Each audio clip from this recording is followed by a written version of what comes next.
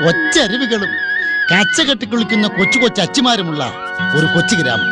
അതെ, പീച്ചിക്കടുത്തുള്ള ആ കൊച്ചു ഗ്രാമത്തിന്റെ പേരാണ് പച്ചോച്ചി.